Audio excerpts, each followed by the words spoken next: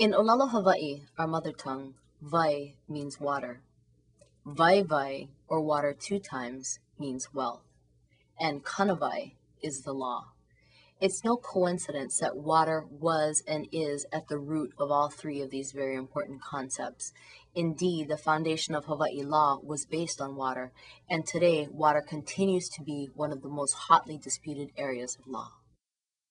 In years past, when Wailuku Sugar Company was in business as a sugar company, of course, they were diverting water for the sugar fields, cane fields. They went out of cane, went into mac nuts, then they went into pineapple, and then they wound up leasing the fields out for a little while. And some of them are still leased out to not mac nuts, but a little bit to cane and a little bit to pineapple. But they're still withdrawing the same amount of water. The amount of land they lease to HNS for sugar, for cane, is not nearly the amount of land that they had in sugar at one time, but they're still withdrawing the same amount of water and maybe more. People ask, well, where's the water going? Of course, some of it now is going for development. They sell some to the county now, and there's going to be more, and the county has big plans to take more surface water. I don't know what this end is going to be as far as taking of the water. And I'll say again, the water is a public trust, and for on West Maui at least, two entities to be selling the water to other individuals or other entities is not quite right. The waters are a public trust doctrine. They belong to all the people, but if the people don't speak out for them, this right will be lost. And we're in an era where reclaiming our common heritage is like one of the major themes that I think is going to be seen of this century. Now we're going back to what belongs to the people in common, and the responsibility to care for those things in common too, because with rights come the responsibility, and that's an important thing for communities to realize. Why should I get involved? I don't even live in Wai Eha. I live all the way out Kula. And, I don't have the luxury of getting water. I will never have the luxury of having a river in my backyard. Why should I support them? Right? A lot of people ask that. A lot of people look at things that way. It's like, that doesn't affect me. Why should I be involved? But you know what? It does involve everybody.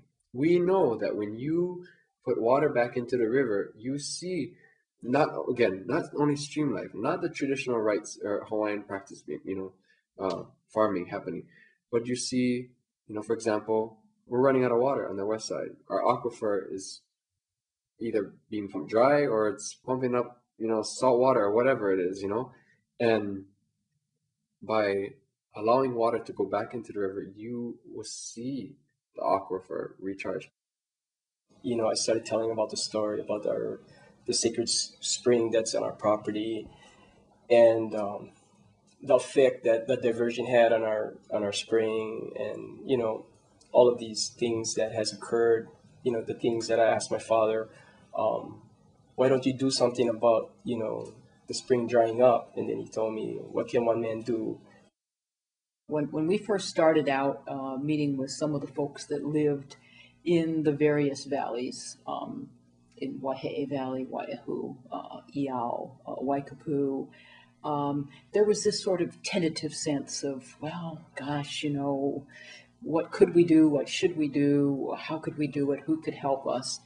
But something gelled. There was that first, I would say, very historic meeting where the Maui Tomorrow Board met with 4 or 5 folks from the community of Na Wai Eha.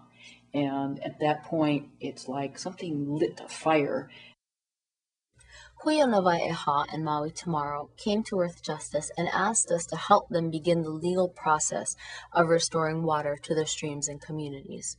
So in 2004, Earth Justice filed a series of actions with our State Water Commission that simply asked the Commission to do what the law requires. Both our state constitution and water code make plain that certain types of uses have priorities. These types of uses are called public trust purposes, and they include things such as leaving water in the stream for environmental protection or to support Native Hawaiian traditional and customary purposes or practices. I kind of looked back at that and said, you know what, okay, we got to go forward with this. Maybe this is the time that things going to change. The community groups began legal proceedings before the State Water Commission in 2004. About 2 years later, in the fall of 2006, the State Water Commission is beginning a contested case hearing, which is really just a fancy way of saying it's an administrative trial. All of the parties involved, including Earth Justice, OHA, and Maui County, will have to provide evidence to the Water Commission, and the Water Commission will decide how much water the streams need and how much water the companies are entitled to take for their private purposes. And that's the path that we're heading down now. OHA, Earth Justice, and Maui County have also been working with the United States Geological Survey to help enable and fund scientific studies that are necessary to determine how much water the streams really need and how much water the Iao aquifer needs in order to maintain its health. We're in this for the long haul, and we're willing to do whatever it takes to make sure that the law is upheld. The door remains open, and sure, we are hopeful that HCNS and Wailuku Water Company will come to their senses and will want to work together with us in a collaborative manner. If not, then we're just going to have to litigate this to the bitter end to ensure that the streams and communities of Na Wai Eha receive the protection that the law requires. I just can't understand why it's so hard for for the plantation, which is Wailuku Water Company now. I mean, how arrogant is that? You go from a plantation, Wailuku Sugar, Wailuku Agribusiness, to a water company when you ain't even supposed to be selling water. And we know they're selling water. If I was to dam up the river right now and start selling water, I'm sure there'd be a big outcry. If somebody would go up in the mountain on conservation land and start, if there were trees to harvest, if it was harvestable, start taking off all those trees, there'd be an outcry, a big outcry. But yet, these two companies continue to take public trust property, water, and sell it to different individuals and the county, and maybe to HCNS. We don't know that for sure. For them to be able to do this, you would think there would be picketing and rioting in the streets